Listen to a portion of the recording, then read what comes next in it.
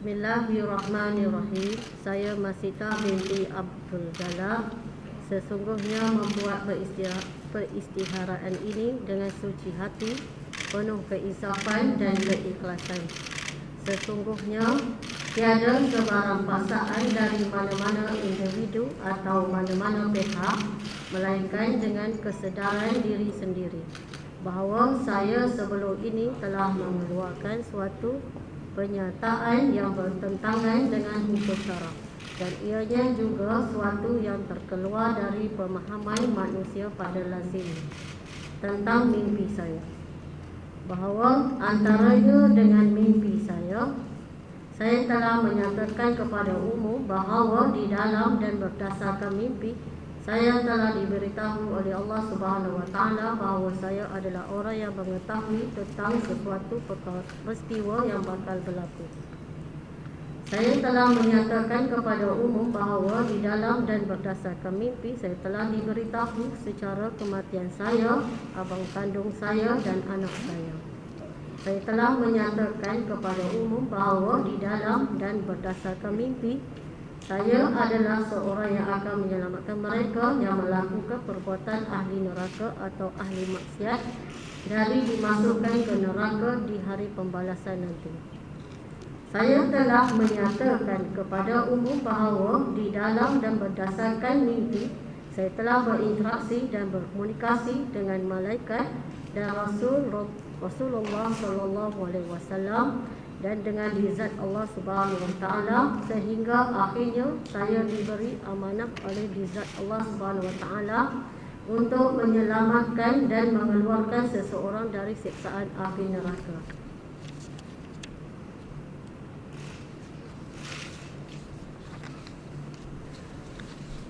Saya telah menyatakan kepada umum bahawa di dalam dan berdasarkan mimpi saya mendapat anugerah memiliki nur atau cahaya dari Allah Subhanahu Wa Taala melalui malaikat yang menjaga sirat sebagai seorang yang akan menjadi penyuluh laluan di titian sirat dan akan menyelamatkan orang berjalan berpadukan nur yang saya miliki dari jatuh ke lubang neraka.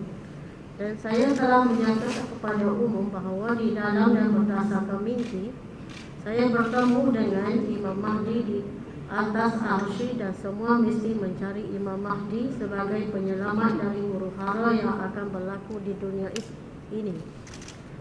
Pelbagai lagi perkara yang bercanggah dengan premis pengambilan hukum syarak dan syariat Islam untuk menjadi pegangan dan sandaran.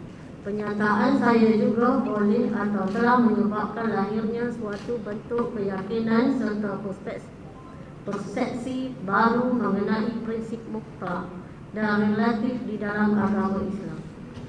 Penyataan saya juga telah mengambil tempat prinsip dan tradisi berpegang kepada samaiyah yang diketahui umum telah menyebabkan terbentuknya fakta perkara samaiyah yang memerlukan dalil akli dan perlu dipercayai dengan bukti-bukti atau dalil. Saya menyedari bahawa perlakuan saya demikian adalah suatu pernyataan yang bertentangan dan bercanggah dengan prinsip-prinsip aliran akidah ahli sunnah wal jamaah dan boleh mencetuskan perbuatan tidak mengikuti atau melampaui aturan Islam sebagai agama yang telah sempurna serta lengkap dalam mengatur kehidupan umatnya.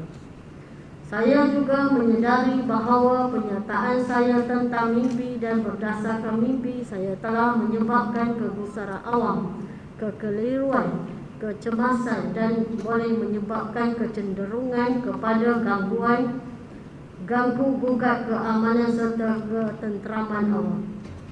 Oleh yang demikian, saya menginsafi, menyesali dan berjanji kepada diri saya bahawa saya tidak akan mengulangi dengan apa juga cara yang boleh membawa kepada keadaan yang dinyatakan. Dengan ini saya bertaubat kembali ke pangkal jalan, mengamalkan ajaran Islam berdasarkan sumber pengetahuan dan ilmu yang benar. Saya insaf bahawa tiada jalan pintas ke syurga melainkan dengan keyakinan akidah Islam dan jazam disipul mati. melaksanakan amal makruf kebaikan dan mencegah kemungkaran dengan cara yang baik serta bijaksana berlandaskan prinsip-prinsip pelaksanaannya dan bertingkah laku mengikut akhlak Islam.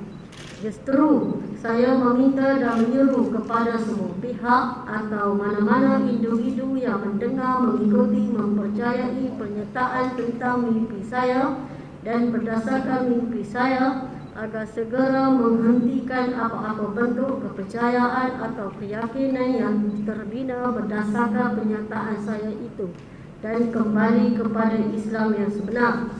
Saya menyeru kepada semua agar apa juga masalah berkaitan kepercayaan beragama dan mengamalkan agama Islam, rujuklah dan dapatkanlah nasihat dari guru yang betul atau berhubung terus kepada dengan pihak berkuasa agama seperti JAKIM, Jabatan Mufti serta Jabatan Agama Islam negeri masing-masing.